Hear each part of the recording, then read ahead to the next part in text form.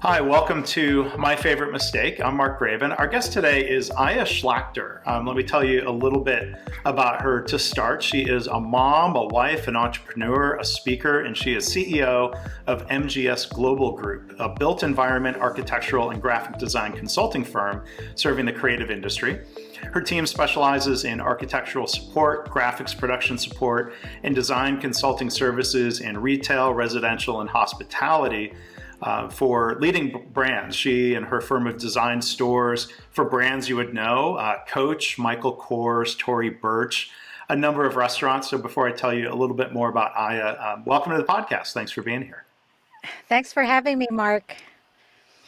So I'm excited about the conversation today, and we have a lot of things we can talk about.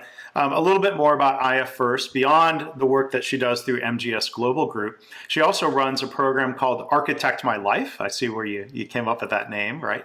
Yes. She helps female creative entrepreneurs and CEOs like architects and designers scale their business while enjoying more out of life along the way. She has a master's degree in architecture and urban design from Columbia University and a bachelor's degree in architecture from the New Jersey Institute of Technology. And here's one other interesting detail. She's completed over a dozen, I'm impressed by this, over a dozen triathlons, marathons, Yes. and open water swim events. Did any of those feel like a mistake? Not really. I loved everything. Oh, good. That is impressive. I don't do those sorts of endeavors, so I'm glad you enjoy that beyond just surviving them. Yes, it was good. It architects are used to monotony, and that's a very monotonous sport. So I think I was cut out for it. Okay. So we've probably established your favorite mistake is not in your athletic pursuits, but looking back at your career and the different things you've done, what would you say is your favorite mistake? So my favorite mistake is complacency.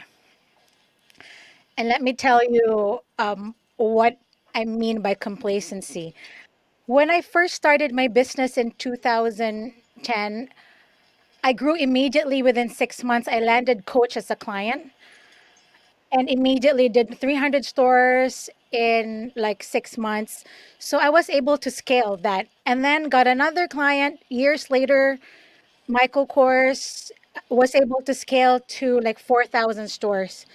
So, although I worked so much in the beginning, like I created all these processes, all these systems, um, everything was amazing, right? But then I realized that um, I became complacent because the pipeline was good, the money was good. Mark, I was making like more money per month than I would have made as on a yearly income. And that's for one client. So that was when I was living in the Philippines. So I'm like, life is good. I set up systems, everything's fine. And then we decided to move to the US. So I focused on taking care of my kids, setting up my house here, finding an office space. So my business was actually running an autopilot and I was still raking it, right? Every month until, I mean, I felt like I was semi-retired at 34. Like I could see all the money coming in. So it was great. But then my husband who takes care of all our finances and payroll, he said, Aya, what are you doing about business development? Because if you don't, we're gonna have to lay off people in 6 months. I'm like, wait, what's going on? Because I was busy, like living my life, right? I was complacent. So he said, we've already built so many stores for our clients. I mean, how much more can they build? And this is like 6 years of raking it. And he's like, if you don't do anything, we're gonna probably have to lay off or shut down the company. And that was like a shocker for me. Yeah, Yeah, so yeah, I can see that was my why. biggest mistake. And I already at this point had a staff of like around 18 people in the team.